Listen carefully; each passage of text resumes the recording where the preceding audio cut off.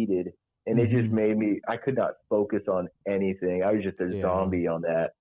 But I ended up, having to go to physical therapy there and got into a walker. So I was only supposed to be there for 4 days, and I ended up being there, I think, for 2 or 3 weeks. Finally came home. I was in a walker, walking everywhere, shuffling around. They did head to toe tests, when I was out there in San Diego, and you get tubes stuck everywhere, and, they try to figure everything out and what's going on. And it's, so I come home and, over the course of like 3 months, I got to where I was walking. I had been doing physical therapy before all this. And then I'd gone out to the spinal clinic, and when I came home, I went back to physical therapy. Right. And the first time back, my physical therapist comes out, and I'm in a walker. He's like, "What the hell happened?" It's like things were, last time he saw me, like we were making good progress, and now I'm in a walker. So we worked on a lot of stuff. My physical therapist, I really lucked out with the level of care I've gotten from the VA. Yeah, that's great. Between my doctors and providers. Yeah, because all you hear about is horror stories with people dealing with the VA. And this it really is. It's my doctors and providers, and it hasn't been all sunshines and rainbows. I've had providers I've butted heads with, but you have that anywhere. I think I also lucked out too, because I rolled right from my military service into VA care. I think people are really hitting roadblocks when they've been out for a while and they're trying to get VA care for the first time. So I have kind of I took like a different path. But overall, my doctor, my physical, I had one or two physical therapists before the one I have now. And I've had him for 5 years. I've been seeing him off and on. And again, it's been the same thing where it's like I could open up to him. It's not just go in. He's like, okay, what are we doing? Okay, have a good day. Like he actually cares about the people he sees. So he was giving me stuff in physical therapy. And then right before this bad flare up, I'd gotten a gym membership. And so I was taking all this physical therapy stuff, and I was going to the gym and doing stuff. And I ended up, after about 3 months, I was able to, probably 2 months out, I was able to kind of get rid of the walker around the house and then start weaning myself off the walker if I was going short distances or whatever. So was it hard, like different surfaces and like different elevations and stuff like that? What made it hard to walk? For me, it was because the whole thing stemmed from when I had my initial injury. Like I lost fine motor skills in my legs. So it changed my gait pattern. My hips were doing most of the movement instead of me picking up. I was kind of swinging my hips more. Okay. So that created all this secondary trauma in my L spine. Then because the body's so amazing, when my body saw this trauma happening in the L spine, so it started depositing fat in the spinal canal, and that's what caused me to end up having that bad flare up and lose everything, because my body deposited so much fat that it basically crushed my spinal cord in my L spine. But not to the extent that the disc did. It just pushed against it. So it just shut off signals there. It was funny because, the VA out in San Diego, it's completely different world. And the doctor comes in, he's like, "Oh, it's no big deal. You just have fat in your spine. You just need to, fix your diet." And I'm like, I don't think it works that. I don't. I mean, I'm not a super science guy with the body, but I don't think the body naturally deposits fat in the spinal canal. It's like, you can say that about my belly. I'll take that. But and then when they did the MRI out there was like massive degeneration in my L spine. And he's like, "Well, see, all this degeneration, this is congenital. You've had this since birth." I'm like, okay, so I'm like in my 30s right now. I've never had an issue with this, but I've been this way since birth. And I told him, I said, if you go back and look, I had that MRI when I first got back from Afghanistan on my L spine and T spine, and it's not there. He comes back and he's like, it's not there. You're right. And then I never saw that guy again. But I didn't see any doctor after that. It was just kind of, maintain me till I went home. Yeah. So that all helped with presenting stuff to the VA to up my percentage. Sure. And it's hard because you don't want to be the guy that's like, oh, I'm just going to nickel and dime the VA to get 100%. So I get back to work and I'm still going to the gym, and really, really starting to notice a difference. Can I cut you off just for 1 second? I want to ask a personal question. So through all of this, I want to know how this how it affected your family life, your relationship with your wife and your kid and all that kind of stuff. Because, I want to hear the rest of, your recovery and all that. But how did it affect emotionally, relationships, all that kind of stuff? It's funny because me and my wife got married when we were 27. So we're kind of an oddity right now because we got married at 27, but we had never been married before. Mm-hmm. It's not like we're kind of an oddity right now that we're each other's first and only spouse, mm-hmm. and we have a child together. And unfortunately, that life takes a toll on people in various ways. Mm-hmm. But so we had always been very, very independent. We butted heads at that. Independence has caused us to butt head at times because of, sure. Now we have a child, so we can't be as independent as we want, and it's, right. I still kind of want that independence, like, oh, I'm working, I'm going to go do this and, whatever. Through all that, I mean, she just, my wife, I give her 100% credit that any of this actually worked. Because, when I got back, she kept track of, okay, you got appointments here, you got to do this, you got to take these pills here. This is what's, great. I mean, she just stepped right up, took care of everything, mm-hmm. paperwork, everything. And I think it's one of those things. That's great. Because we started dating around my second deployment to Iraq, and then we got married right after I got back from that deployment. We had known each other since we were 15.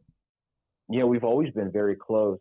But I think it's one of the things you see that when guys get back from deployment that are married and their mm-hmm. spouse has been taking care of all this stuff, and they're just like, I'm back now, I'm in charge. And it just throws the whole thing where I got back from, when I got back from Afghanistan, it's like, hey, you've been taking care of the budget, you've been doing this. I mean, mm-hmm. the house didn't burn down, so keep doing it. Yeah. It's like, yeah, that's great. You know more. And so we've kept that through the entire, once I got out, she mm-hmm. still does the budget. She still does all that stuff. So it's probably because she enjoys doing it. It's probably because, like you said, a lot of people come back and want to take over.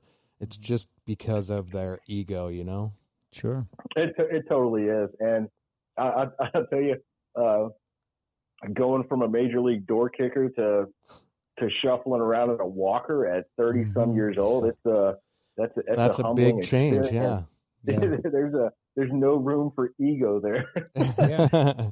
Well, it seems like she you give a lot of credit to her, man. That's awesome. I mean, I really give all the credit to her. I mean, she stepped up to the plate and smashed a home run on that one. Yeah, that's awesome. Good for her. Yeah, she did. My son, he was, I guess, 6. Yeah, because he was born in 2010, so he was 6 or 7. Yeah. And he took the whole thing in stride. mm-hmm. There were times, I mean, I would need things, and he would run and get them. That's a good boy. Just again, just rose to the occasion. And if there were,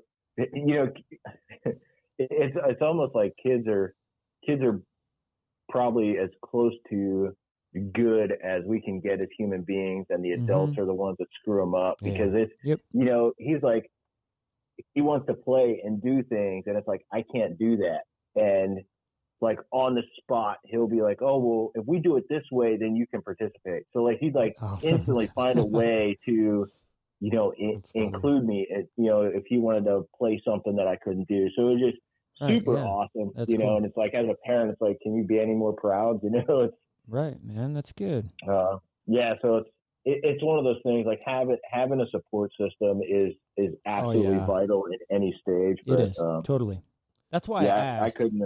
I couldn't have done any of this without them. Oh, that's great, man. So, can you tell me like what outlets you have nowadays to make things easier, like songwriting or anything like that? Yeah, so music has always been a huge part of my life from when I was a kid. I always loved music. I started playing clarinet in the 3rd grade through 9th grade, and then I started playing guitar in 8th grade. At the time it was like, typical like 8-year-old kid or, 8th grade kid playing guitar. And, this was 94, 95. So I'm like a super huge Nirvana fan. Of course, I was going to say that. Star, blah, blah, blah. Yep. And it's funny. I just cleaned out one of my sheds and I found like a stack of cassette tapes. I had one of those boom boxes and making like, me playing in my bedroom from when I was like, 15 years old. Like I have a cassette deck here. I want to put those in, and I'm just like, I don't know if I can bear to listen to this. 15, 16 years on of what this sounds like. But so music has been like really big, whether listening to or just sitting around playing guitar. I've done and you could still play the guitar after your injury. So the weird thing with that is that and the doctors that I've seen haven't quite figured it out, but my legs are more affected than my hands and arms. So like my upper body is pretty good. Okay. I get like some twitching. I get the numbness and tingling at times, but for the most part, it's still pretty good. Yeah. It's pretty much from the waist down. So I lost that fine motor skill, and my wife when we met, she was going to a Calvary chapel at the time, and I've kind of been a Christian my whole life, and that was kind of one of the things that really brought us together. And I remember before my deployment to Afghanistan, we were kind of sitting around talking about it. We were praying before I left, and I kind of slipped in this little prayer because I was a huge guitar player at the time, and I'm like, I don't care what happens to the rest of me. I just want my hands so I can play guitar. And now it's like they're like, nobody can figure out why only my legs are affected. So I can't play like I used to, but I still do what I can. Sure, it's a good outlet for you, man. It's good. Yeah, and it's so it's been interesting, like with the other podcasts that you guys have had. You had the other. I just listened to it the other day, and I blanked on his name. The other guy with the spinal injury. Or Sean. Yeah, Sean. Yeah. And then you had the guy that with the his dad had Agent Orange. Yeah. And then he had that was a really interesting story. Yeah, that was wild. I had never heard of. Yeah, that's secondary effect. That's something that you don't think of. Like, I'm sure you don't think of that as a parent or. Yeah, it's and like I get fascinated by that because that was one of the things with my injuries, and so like with my because of the effects of mine, I have like a neurogenic bladder, so like I can't feel when it's full. So I have to do the whole cat thing too, which is a joy in life. Yeah, man. But it is what it is. It could be worse. And so through all this, through going to the gym and stuff, and my physical therapist, that's what really pushed me into the fitness thing. And I saw these, I think back to 2010 when that surgeon said, this is as good as you're going to get. And now, I'm better than that. Now I can't run, my legs don't work like that, but I'm able to, I can skip, I can do like side shuffling, and I've been, I do a lot of deadlifting. There is favorite one. There is hope though. Like if you can skip, like that's a big thing. Yeah, so it's just retraining those motor patterns. So I've become like a big proponent of like that neuroplasticity. Yeah. Our body can learn new things. Yep. And I tell people, clients that I have that have injuries, I tell them all the time, I'm like, you think about, for us to get from Casa Grande to Phoenix, we take the I-10 up there. I was like, if the I-10's closed, you can still get to Phoenix. I said, that's what we Mm-hmm. That's how we need to look at the body. If this nerve is damaged, if